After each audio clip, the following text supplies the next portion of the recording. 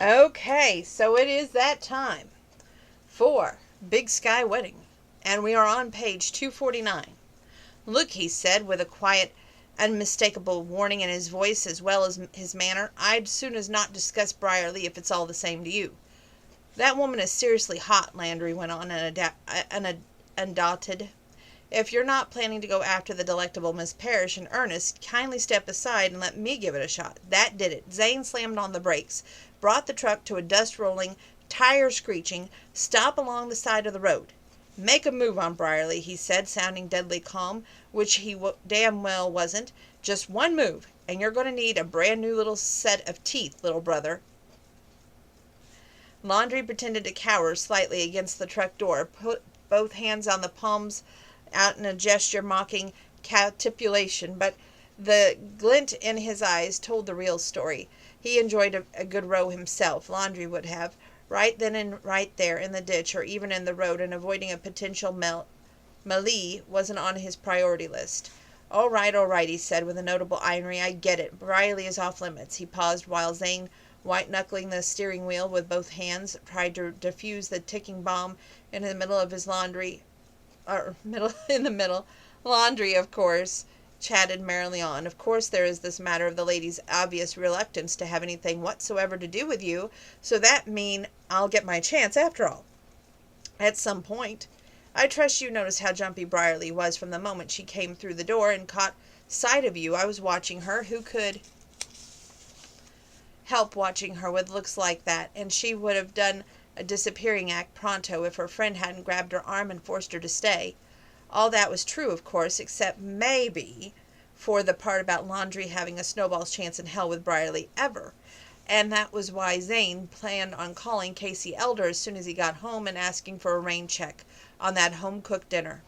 If he crowded Brierly now, Zane figured he wouldn't just miss what when he tried to catch the brass ring. He'd fall clear off the merry-go-round, and getting back on would be a witch, if at all possible. That's page 250. Let it go, Laundry, he said very quietly. He started the truck up again, grinding the ignition, checked the mirrors, and pulled back onto the road. We'll be at Hangman's Bend in a couple of minutes. You can all sleep in off that beer and whatever else you may have been swelling since you got to Parable. There might have even been some hope that you'll come to your senses by morning. But Laundry was shaking his head. I'm not bunking in at your place, he said. There's an establishment in Three Trees called the Somerset Inn. Place looked halfway decent on the internet. Anyway, I have a reservation, and the rental company is dropping my replacement car off there first thing in the morning. Zane hoped his relief wasn't too obvious, intense as it was. Okay, he agreed casually, but you might have mentioned this when we drove through Three Trees 15 minutes ago. I could have dropped you off then. You were busy tailing that lady in red, Laundry reminded him airily. Far be it from me to interfere with your love life, bro. Right, Zane said skeptically. Far be it from you. That woman I was dancing with, Laundry mused aloud as they passed the mailbox at the bottom of Zane's driveway and headed on toward town. You happen to recall what her name is? Zane's grips tightened on that wheel again momentarily, and conversely he felt a weird impulse to laugh. He'd just been congratulating himself on not getting into a knockdown drag-out in the middle of nowhere with his obnoxious brother. Now what little self-control he had been able to put a hold on gave way to another rush of hostility. You don't remember her name? He asked, when he figured he could trust himself not to yell or pull over again, haul Laundry out to the truck, and beat the hell out of him on the spot. You were all over her, man. She's probably expecting a phone call at any minute, followed up by a major date, if not a proposal, and you didn't catch her name? Laundry sighed a long suffering. I see you're still same judgmental idiot you always were, he remarked, feigning out great sadness at the discovery. Amy? Zane bent out, determined not to acknowledge the jibe. Her name is Amy. Right, Laundry said. It would have come back to me eventually, but thanks anyway. She's Brierly's friend, Zane pointed out, remembering what Brierly had said about the obvious, how Amy was still in love with her ex-husband, against the dictates of common sense. Evidently, since the man was busy romancing a flight attendant and kept his tone as even as he could, Laundry was goading him, and he needed to put on the brakes, get a grip before bad morphed into worse, that is. Amy's a nice person, a small-town girl. A pause. So suppose you summon up the decency to leave her the hell alone. You're not even divorced from what's-her-name, are you? Susan, Laundry let out with a long breath. We never got around to getting married again. After that last divorce, he said, dismissing the most recent wife, girlfriend, whatever it is, she'd been hired from an escort service for one night. Is Amy that first runner-up or something? He went on with all innocence and phony concern. I mean, if things don't work out between you and Brierly, and from my viewpoint it looks like they won't, sorry to say, you want to keep her friend as a reserve for a replacement? Zane simmered in silence for a long time, refusing to give in his baser instincts, which called for immediate brother blood by the bucket-load. The flash flood of adrenaline rushing through the system took a while to subside. When the outskirts of Three Trees finally came into view, Zane was ready to talk again, and he went straight to the point.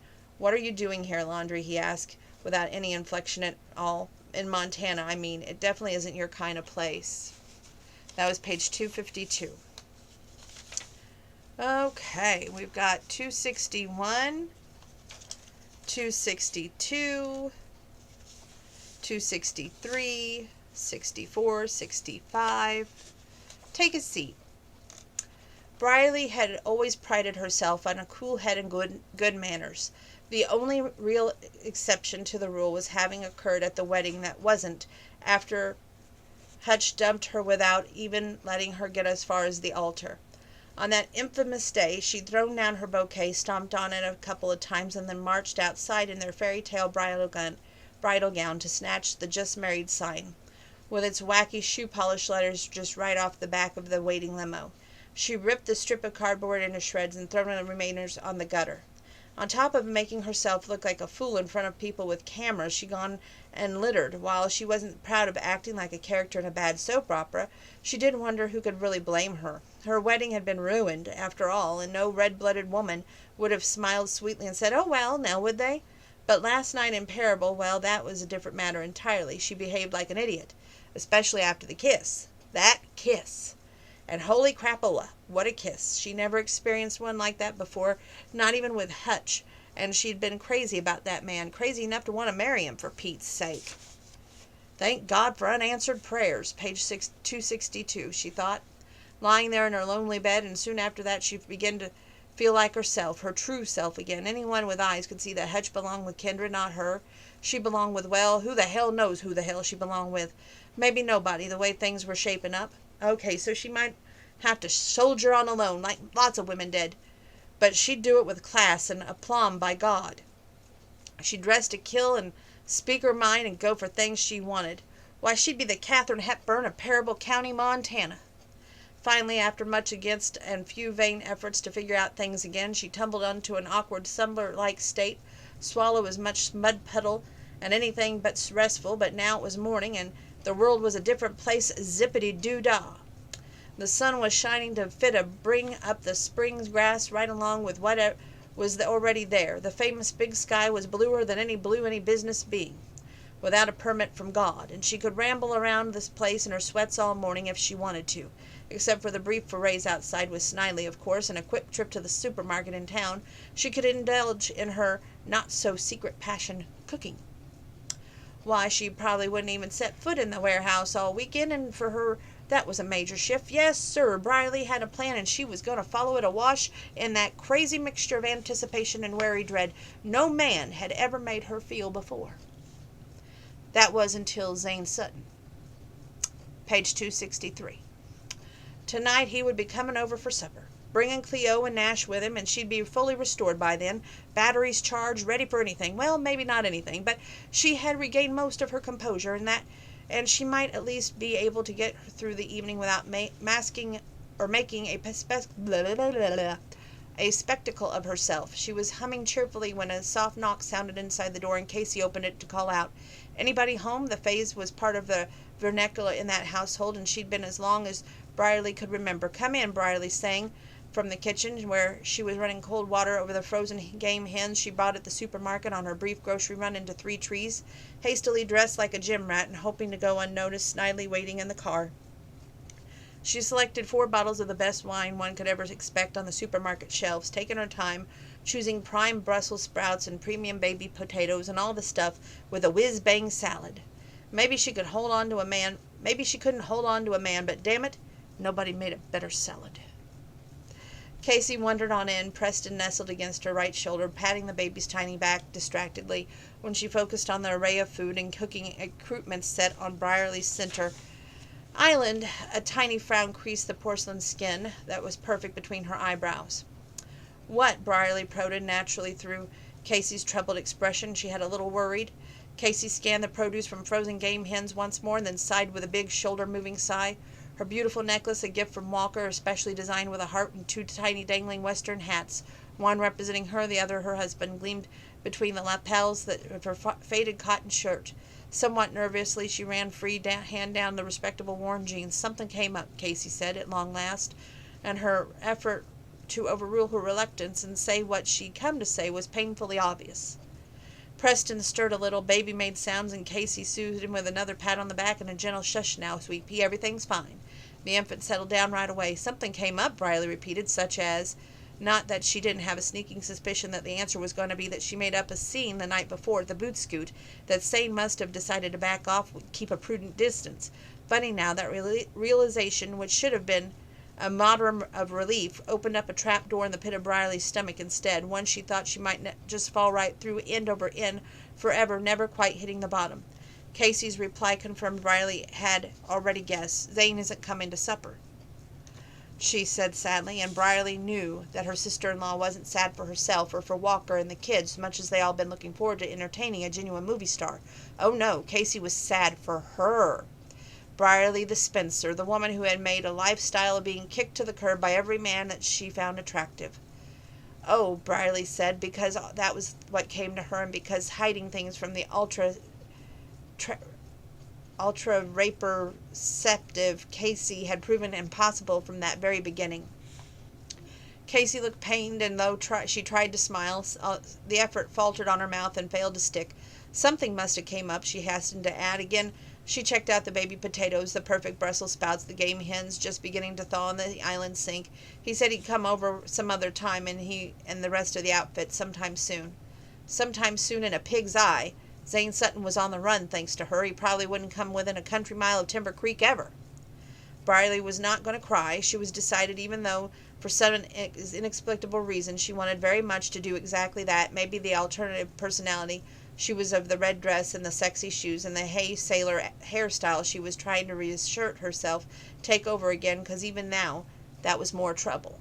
She, the crazier fringe persona, might feel bad that Zane would be a no-show for supper, but the authentic Brierly was truly, and wanted to remain, thank you very much, glad to be spared an unavoidable awkward evening. Really glad of it, damn it.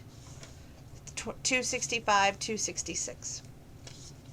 Whatever, she said with a breeziness of that of course didn't deceive Casey for 1 second. She gestured toward all the carefully chosen food laid out on the island. I'll cook this stuff up anyway. No sense in trying to jam it into the fridge. We'll have a nice family dinner, just you, Walker, Shane, and Claire, and me. The look on Casey's expressive green eyes wasn't one of pity, but she was trying hard to project good cheer and optimism for Brierly's comfort. Obviously, Casey knew the truth, that her sister-in-law's already tattered pride had just been rubbed raw. "You're sure?" she asked hesitantly, gently. "I mean, really, that just seems like a lot of work for you to go to for us." "Just for you," Brierly said, summing up another smile, though she felt though it had been cemented into her mouth and already beginning to crumble because there was nothing to hold on to. "Just nothing? Casey Parrish, nothing? Nobody is more important to me than all of you, nobody." Casey couldn't seem to make herself leave, though she did turn slightly, angling on one shoulder toward the door she'd come through just minutes before. "There'd probably be a good reason," she reiterated lamely, "after working 16 hours a day with Zane on the set, that TV movie we did years ago." "I know, he's not the type to change his mind on a whim." Page 267.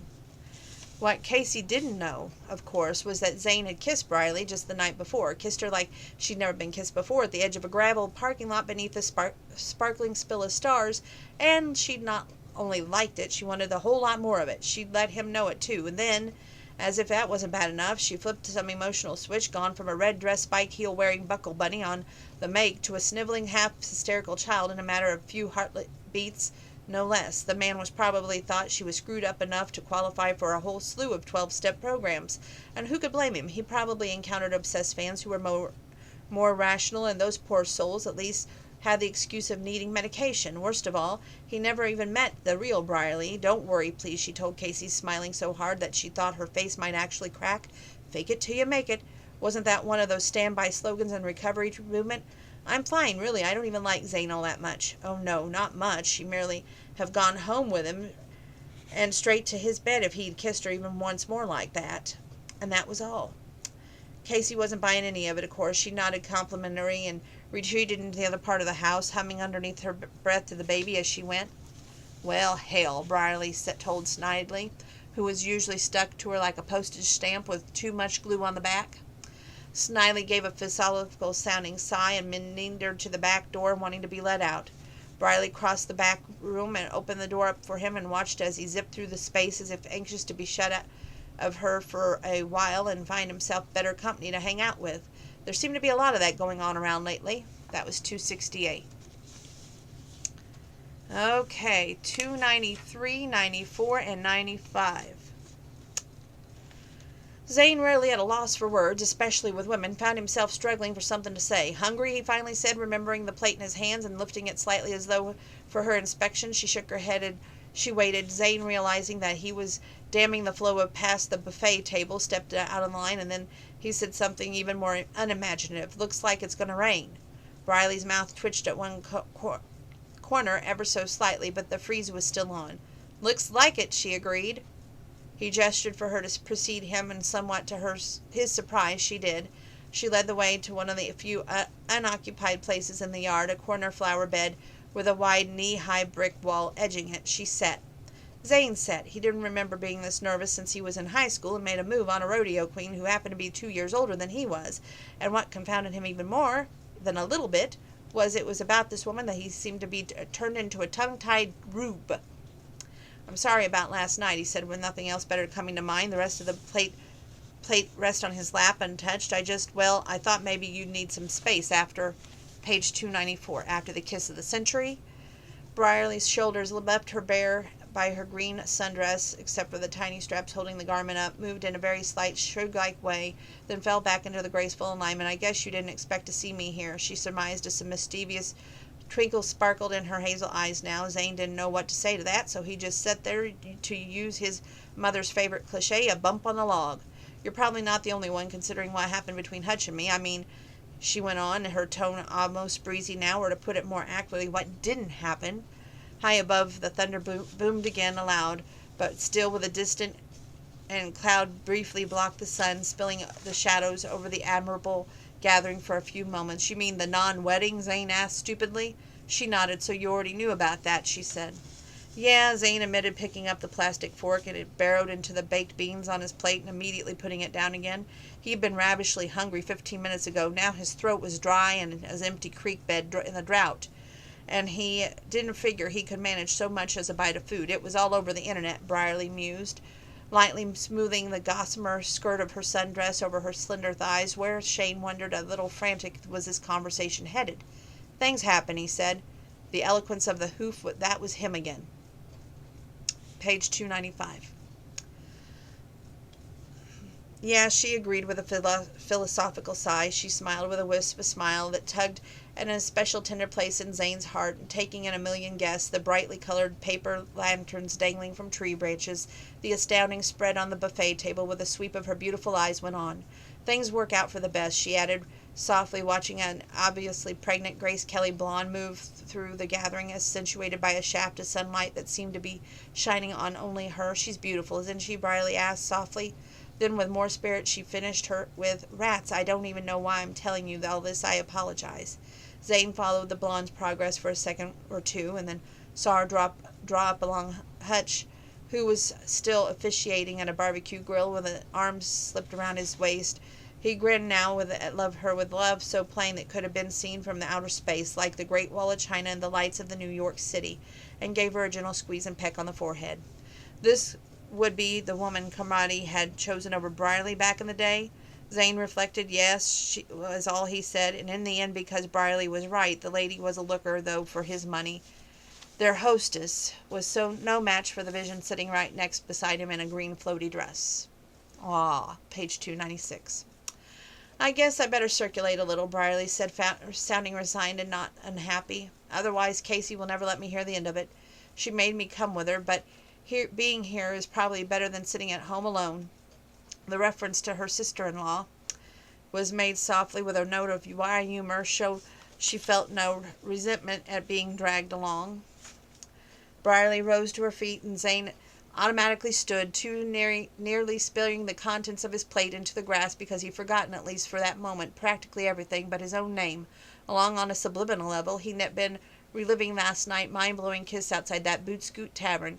Now the recollection slammed into him like a body blow.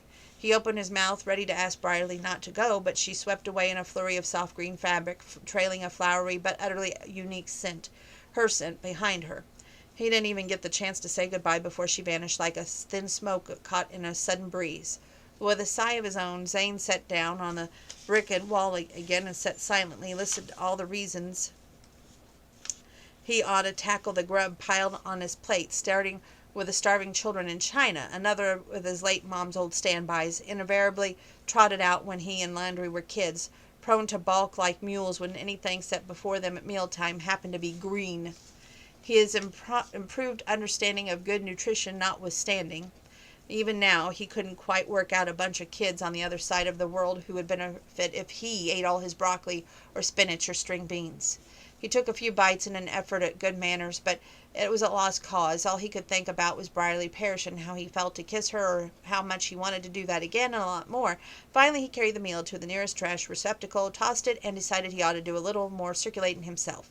After 15 minutes or so, which during this Zane caught intermittent glimpses of Brierly, smiling that killer smile of hers, chatting with people she obviously known all her life, he began to get restless. Well, more than restless. Maybe it was the weather, which was turning in more ominous by the minute. Now that wind picked up, and ruffling the hems of the tablecloth, the women's skirts tossing the paper lanterns, sending empty paper cups, plastic glasses skittering across the yard.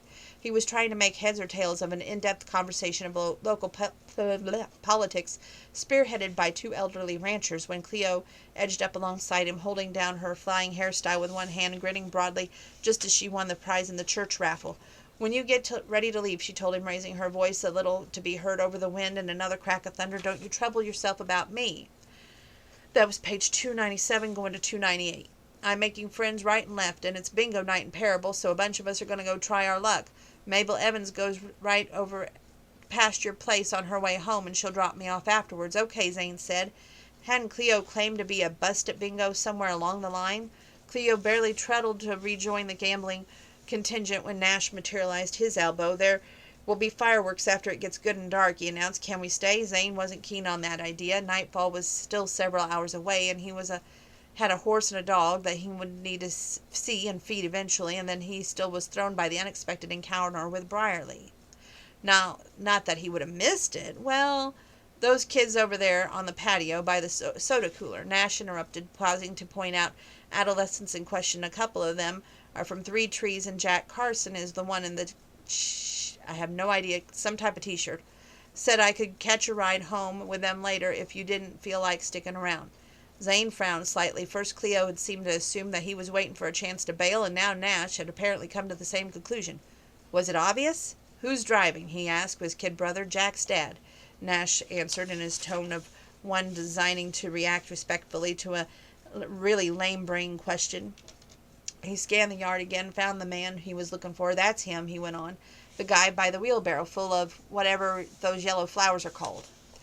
Zane chuckled. We'll see, he said, knowing his own desire to head home was exceeded only by Nash's excitement overcoming the upcoming fireworks display and to get a chance to spend more time with kids his own age. God knew when he enjoyed those simple pleasures, maybe never. He crossed the yard, approached the man, but put out a hand and introduced himself as Nash's brother. Andy Carlson replied, but with his name, and a friendly grin shook Zane's hand. Carlson, it turned out, was a high school math teacher who spent summers fighting force and working part-time as a paramedic. He definitely seemed like a solid citizen, Zane reasoned. Probably wouldn't have been invited to the shindig in the first place if he hadn't been. Andy said he'd been more than happy to bring Nash home after the fireworks. It was like he was around to be around midnight when they got there, though. Zane nodded and thanked Jack's dad. Each man keyed each other's cell phone into each other's phone, and Zane turned to let go in search of Nash, only to practically stumble over the kid. He'd been hovering so close. Grinning, Zane broke the good news, though he was sure the boy overheard the conversation with Andy Carlson. Nash let a good whoop of triumph out just the same and rushed off to blend in with the other kids. I'm trying really hard to finish this for you guys, so give me some credit, because there's not many paper clips left, and then you get a rating. Page 329 and 330 and 331. Brierly's pronouncement that it was time to step back from each other for a while, catch their breath, and get some perspective made perfect sense to Zane. After all, they'd been acquainted for about 5 minutes. The fact that he tried to remind her about and himself of the night before they made whoopee. The epic, apocalyptically good whoopee that had rocked Zane to the foundations of his being, altered his worldview. Hell, his view of this and any other universe that might be out there had turned him essentially from one man to another. Was this a bad thing? That seemed unlikely, if only because the whole Brierly experience had almost sacred to feel it, but it might be a long time before the dust settled enough for either one of them to see clearly. He sighed. There was his own words back to bite him in the butt. It's too soon. On the other hand, how the heck was he supposed to do without the woman, give up everything he'd been searching for all his life? It would be easier to swear off oxygen and water. Page 330, 331, 332, 333, 334, 335, 336, 337, and all the way to 342. So we're going to finish this book. Now that his psyche was just about flame-gunned, and he rebuilt so completely he had to know to get over himself all over again, staying away from Brierly Parish was probably the only remedy for what ailed him. Once the phone call was over, he stood there in the dark room for a long time, staring out at a shadowy moon-washed landscape, wondering if he was going to survive this. He didn't even attempt to sleep. It would have been futile, draining rather than restoring him, and by morning he would be like a wild man, pacing anxiously, unable to focus on anything but shattering prospect of losing something he never really had in the first place. It was crazy. He was crazy. When Cleo entered the kitchen soon at the daybreak, was wearing a pair of fluffy slippers, a bright purple Chanel bathrobe with a few tours of duty behind it already, given the signs of wear. Oh, my nose, sorry. She stopped at the sight of Zane, drew in an audible breath, and rounded her big eyes, as white as they seemed much more prominent than usual. What's happened? She asked, small voiced, clearly expecting to be told someone near dear had died, or at least received a sobering diagnosis. Zane sighed, and his shoulders drooped without conscious instructions from the brain. He never meant to worry the poor woman. He hadn't even expected to encounter her at this ungodly hour, for that matter. There's no tragedy unfolding, he said hoarsely. Not for anybody but me, anyway. This is something personal. Cleo, visibly relieved, steamrolled over to the coffee maker, took a mug from the line-up on the counter, and beside it poured herself a stiff dose of caffeine, the dregs of the last batch, since Zane had been swelling down stiff for hours. While her cup steamed on the counter, she hastily built another pot of coffee, and when she turned toward him and then looked like her normal, expectorated with all itself, "You look awful," she told him, before taking a sip from her mug, making a horrified face, sluicing the contents into the sink. Since that new batch was just beginning to brew, she padded over to the card table and sank into one of the chairs and waited for it, simultaneously directing Zane to take another one. Still only 2 chairs, Zane thought, tracking no better than he had at this point since the telephone conversation with Brierly. If he didn't invest in some new furniture soon, they'd have to start eating meals and rotating shifts. To say he sat down would have been an embellishment. It was more like his knees gave out. The chair just happened to be there and situated in the right place to break his fall. That was page 331, going to 332. Cleo regarded him in shrewd silence for some time, and the stealth bomb with him. Is this about Brierly Parish? Zane's mouth dropped open, and he could have sworn he heard hinges creak when he closed it again. He groused to her laundry, and his dad and even Agent had said little bit about Brierly's effect on him. Cleo gave a rich, throaty laugh, a throwback to her torch singer days, most likely, and shook her head. You thought it was some big secret, she asked. Then she waved a hand in amusement dismissal. Well, come on, get me up to speed, Mr. Boss Man, because the whole county knows you fell for Brierly the first time you saw her. We ladies of a certain age discussed it at the barbecue, and between every number called it bingo. Zane didn't try to deny anything. Obviously that would have been pointless. Anyhow, he was too busy scrambling over to get even a slippery grip on how such an event of falling in love could have been so evident to everybody but him. And maybe to Brierly.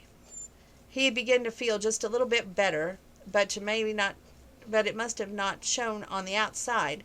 Cleo assessed him with a sweep of her eyes. He saw fondness in her gaze, and along with sympathy, no small amount of wisdom. "Well, now," she said, "I reckon most people would see something like this as a good thing. So why do you look as though your very best hopes and dreams are about to be repossessed, hooked up to a tow truck and hauled away, like some old car you can't meet the payment on?" The image-painted colorful as her clothes and down to earth as her converted cooler suitcase forced a chuckle out of Zane, but it looked like sandpaper gnawing at a rusty iron. "I look that bad?" He countered, stalling. "Worse," Cleo said. She folded her bathrobe arms in front of her, leaned on them, and bent slightly forward, like a senator trying to look stern about a complicated but boring investigation into some questionable industry. Except, of course, that Cleo really cared what he said next. "You going to sidestep this all day?" she challenged, "or tell me what's going on? I might be able to help, you know." Zane sighed, spread his hands briefly, maybe in a gesture of baffled helplessness, maybe just to buy another few seconds. "Briley's scared," he finally said, keeping his voice low because this was definitely not a subject he wanted Laundry and or Nash in on. "She didn't say as much, but I'm thinking she's getting ready to run. Get as far away from Parable County and me as possible." "Well," Cleo said, drawing out that word as she mused for a while, "that wouldn't be any kind of solution, of course, running away, I mean. But I can understand her concern. She's been through the romantic ringer, that girl, and it's natural she'd be a mite on the skittish side. 333, 3034. "I agree," Zane said. "I'm willing to give Brierly all the space she needs, no problem, but at the same time I'm afraid I'm going to lose her for good." He sighed with shoved a hand through his already mused hair. He was still wearing yesterday's clothes, and his whole face itched because he hadn't shaved. That stubble crop was coming in. Little wonder Cleo thought he looked a lot like a long stretch of rutted road with nothing good at the end of it. He sure as hell felt like one. Maybe I ought to take Nash ahead for L.A., tie up some loose ends like selling the condo and sorting out my stuff. Brierly lived around here her whole life. She has family and friends and a thriving business to think about, while I'm the new guy."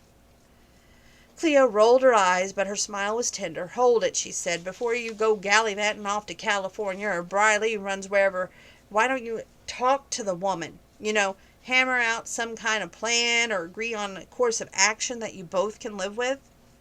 Zane laughed outright this time. "Why didn't I think of that?" he teased. "Because you'd been too busy chasing your own tail, that's why," Cleo responded with her righteous certainty.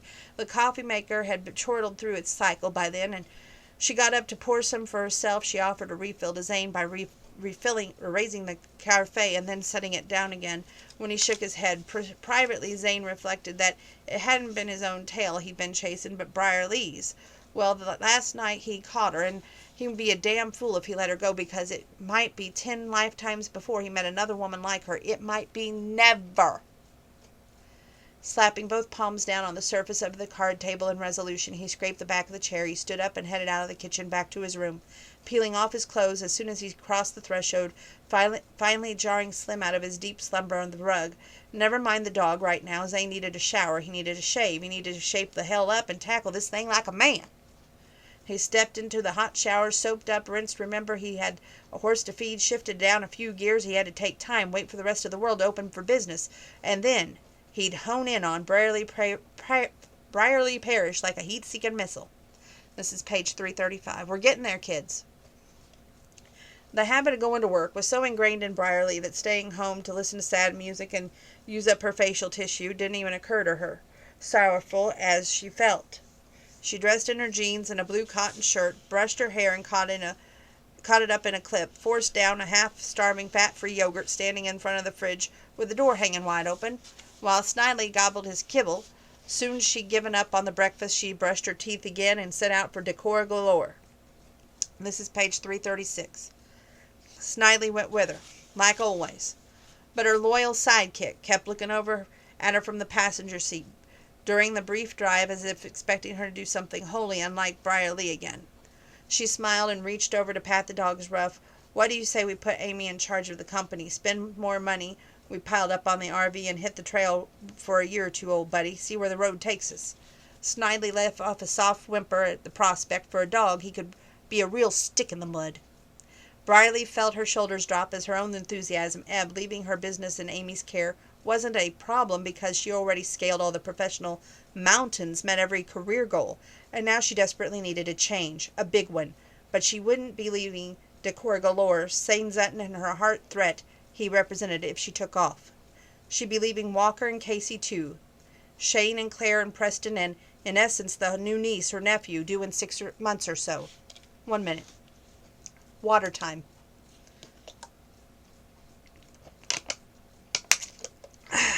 There we go. She'd be leaving 3 trees in Parable County and her church, which admittedly she'd be attending only intermittently for the past couple of years. The people who made up her congregation mattered, though, even if some of them still did have their noses out of joint because she caved and agreed to hold at Hutch's wedding in their hometown and instead of her own. She'd be leaving good friends in the annual rodeo, flaking out on her promise to Casey that she serve on the panel charged with the responsibility of picking a queen to reign over the year's festivities. She'd be leaving Timber Creek Ranch and her horse, Toby, an alternate Friday nights at the Boot Scoot Tavern with Amy and others in close-knit group. By the time she pulled into the parking space next to the warehouse, she was downright disenchanted with the whole idea of a lengthy road trip. Besides, she knew what Walker would say, what Casey would say, what everybody who mattered to her would say. That she was taking the coward's way out. She had been burned by love once, yes, and badly. But did that mean she should let plain old garden variety fear dictate the course of her life? No. Still, what was the alternatives? She sighed heavily, blinked back the tears of frustration and, yes, now bitter sorrow, shut off the SUV, reached for the back of her purse. She and Snidely got out of the rig and made their way to the side door as usual. The one she opened onto the warehouse near the office. The forklifts were still running, transferring box merchandise and here to there, and Amy was spouting off orders like an Army drill sergeant, With a worn smile, Brierly ducked into her office. Snidely was pulled the shades of the window overlooking the main part of the warehouse, a tactic, don't bother me gesture rarely used. One of her most fundamental policies was, after all, accessibility to her people. Methodical as a robot, programmed to represent her normal self, Brierly put her person, made Snidely a water bowl was full, and sat down decisively in front of her computer monitor. Half an hour later, when she was mercifully embroiled in the accounting program that she had been giving her fits on Friday, a knock at her office door vigorously enough to make the window blinds rattle and cause Snidely, herefore sleeping near her feet, to lift his head and prick his ears forward. "Go away, Amy," Brierly called in a pleasant but firm tone. "I'm busy." The door opened, and Zane Sutton stood in the gap, looking like 3 different kinds of bad news. The echoes of last night's stellar sex marathon sparked like a tiny bonfire all over Brierly's body. She opened her mouth and closed it again. Zane stepped inside and shut the door behind him with a slightly more force than necessary. "Thanks," he said acidly. "I think I will come in. Nice of you to ask." This is page 338. Going to page 339. Brierly's face flamed, and then her throat went so tight it was hurt to swallow. Damn, but that man was hot. Even in old jeans and a plain cotton shirt and barn boots. Snidely, no longer alarmed for whatever strange reason, lowered his muzzle to his outstretched forelegs and let his eyes roll shut again. Zane, meanwhile, stormed over to Brierly's desk, slapped both hands down hard on that desk, leaned in until their noses were nearly touching. "What?" she managed to croak, but that was it. For the moment at least, her entire vocabulary consisted of one word. A muscle bunched in Zane's jaws, and his eyes blazed with blue heat. "I love you," he said. Brierly stared at him, blinked once or twice, but since most of the English language remained just out of her reach, she said nothing. Her mind, though, was in overdrive. Zane Sutton loved her? Yikes! Did she love him back? Yes! Her soul cried out, though her tongue was still dry-locked. "Listen up," he went on, calmer now, but his tone was matter-of-fact and blunt as ever. This is how it's going to be. We're giving this relationship 6 months. We'll ride horseback. We'll go to dinner, take in a movie once in a while. Hell, we can even play miniature golf if you take the notion. But I'm not walking away from whatever's happening here, and by God, Brierly, neither are you. And this is page 339. Page 340. She finally found her voice, though it was a little more like a squeak. Did you just say you love me? His chiseled features softened almost imperceptibly, but Zane still meant business. That was just as clear. That's what I said, he practically growled. He was still braced against the desk. His face was still a fraction of an inch, if that, away from her own. Tell me you don't feel the same way, Brierly, that we don't have something special happening here, and I'll walk out of here and never bother you again, but that's the only thing that will do the trick. Brierly stumbled over her options for a moment. She couldn't tell Zane she didn't love him, because she did. She knew that. Knew it with everything in her and everything that she had. This was, just as he said, special. As in probably never ever happen again special. I love you, Zane Sutton, she said. I wish I didn't, because that would be safer and simpler, but I do. Zane grinned, and then relief glimmered in his eyes now. You agree to the plan, then? He asked, after a few moments, during which the earth seemed to alter its orbit around the sun, for at least for her, 6 months of getting to know each other, a normal courtship. Brierly swallowed, blinked back another spate of tears, happy ones this time. She nodded to manage a misty smile. And I won't even insist on a round of miniature golf, she offered. I would, just saying. Page 341. He threw back his head and laughed at that, and the sound was filled with joy. You can kiss me now, Brierly suggested. Much to her surprise, Zane straightened his back. Then he eyed her solemnly and shook his head no. That might lead to boom-boom, he said gravely and in his own sweet time. Well, not instantly, Brierly responded in full blush, at last getting her legs to hold her up and getting to her feet. Not in this office, I mean. When she stood facing him, a mischievous grin curling her lips at the corners, then Zane took her shoulders gently but firmly into his hands. No boom-boom, he repeated. Are you kidding? Brierly asked, once she caught her breath. Last night was all the proof either of us should need that we're both good in bed together, he interrupted, as serious as St. Peter's guarding the pearly gates, keeping the would-be crashers at bay. But nothing, Brierly said. Sex complicates things, muddies the waters, and the most important thing is that it's ever happened to me, and I want to get it right. Brierly's eyes widened. Another shift altered the terrain of her heart, which was still raw from the last upheaval, swapping deserts for oceans and stony canyons for green meadows. Okay, she said, okay, but it just so happens that I have a stipulation of myself to make. Page 342, and the last page I share with you before a book rating. His grin slanted and love danced in his eyes. Shoot, he said, and waited to hear her terms. She slipped both arms around his neck. We're not sealing this deal with a handshake, mister, she informed him. Then her lips and a breath from his, she whispered a command. Kiss me, cowboy, right here and right now. And you're not going to get to know what happened in the epilogue, because I want you to read this amazing book, which gets a 22. Must read. Very good. You'll love it.